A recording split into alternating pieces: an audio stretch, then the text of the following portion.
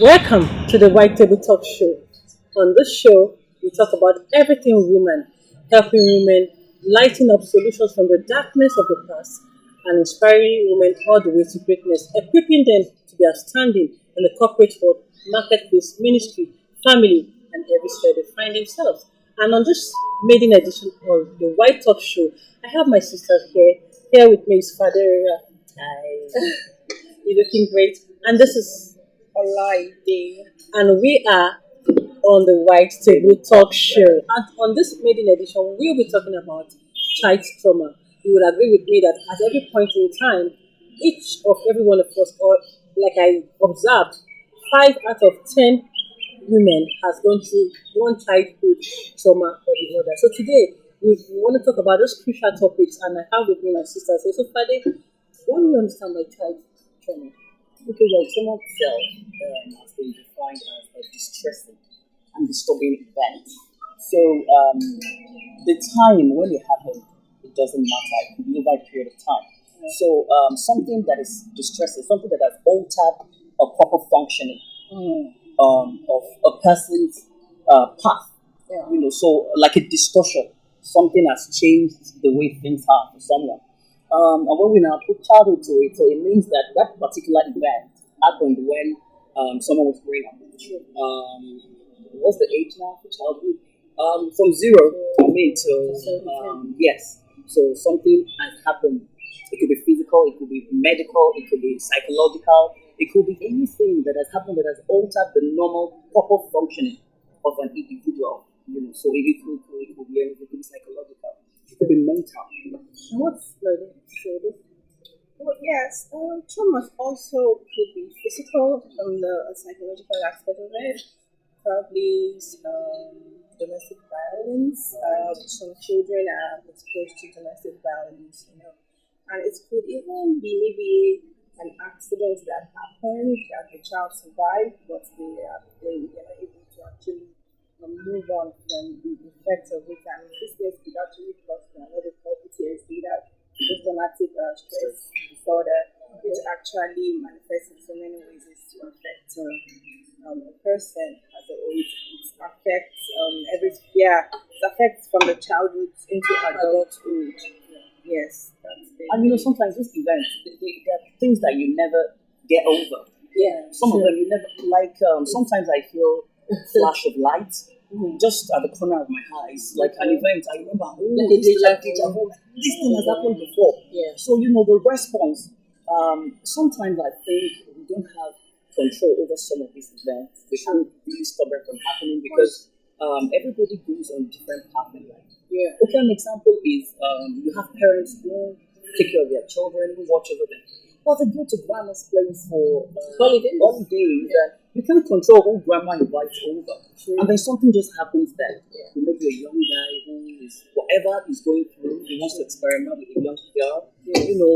Something just basically happened that you have no control over. And then that girl, maybe to say that, I saw this very short clip online, and this girl was saying that my parents had to go somewhere briefly and invited her uncle to come stay over.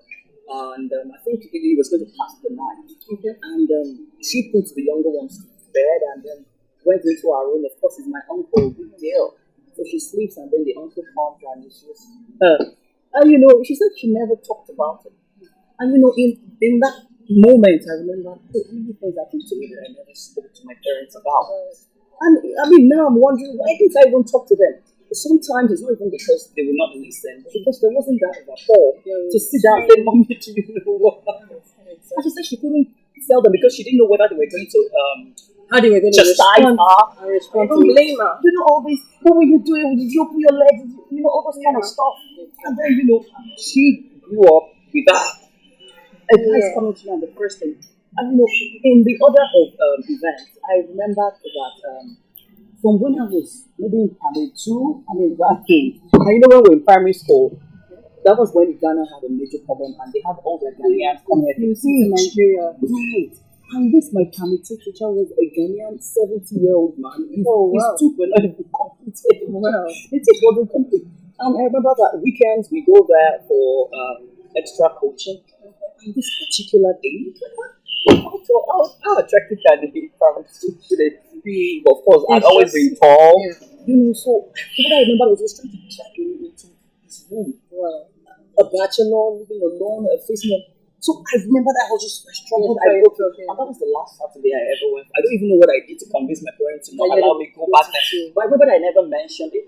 But I still had to go through class with him as a teacher. But he realized that the violence in my heart is like so bad done. And but he affected. But that was like he started a chain of events for me as a girl that was just growing up.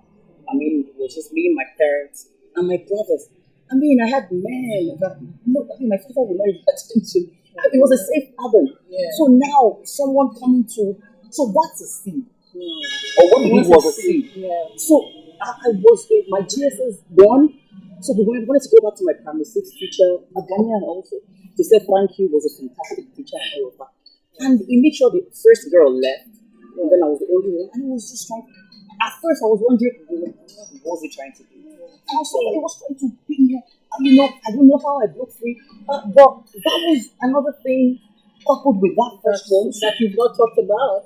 no. So it started something for me when it comes to men and relationships. So in my mind, I'm like, so what did you come for? Just to let's see what you came for. Yeah. So it's like a trauma. So even till now, someone is coming for a relationship. My mind, or is even doing something good for me. At the corner of my mind, I'm saying, oh, God, get to the point. There's somewhere you're going. If you just get on with it already. So that's to tell you that it's a seed Yeah. that was sown. Yeah. Child trauma varies from person to person. Right. But I had something similar. My own was my uncle. There was no theory about it. He violated my body. Wow. At age 8. I was even leaving my mommy there, but she went to school, went to work, and she doesn't come back on time until about 9 o'clock. Most of the time, would have been sleeping by that because my younger sister was just 3. I was about 8, and that was it. So, and sincerely, that singular act had a very long-lasting effect on me, and I didn't speak about it for 30 years until I met the counselor that happens to be like my father in the Lord at the time. I just told my mommy about it just about two years ago. She said, I said, there's nothing you can do about it. But God has helped me to heal.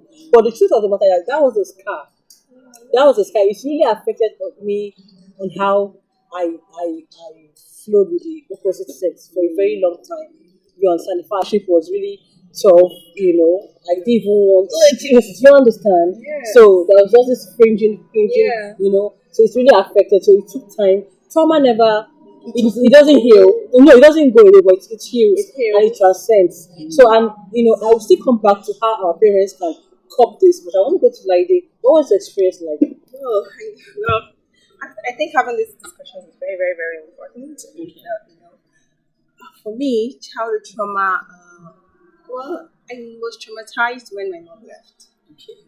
Left me and my siblings. I don't know whatever it is that happened, but she left and I was a teenager. Okay. And I can remember that after she left, I was supposed to be in the hospital. I was diagnosed with appendicitis, and my father took me to the hospital, and then she came there with me.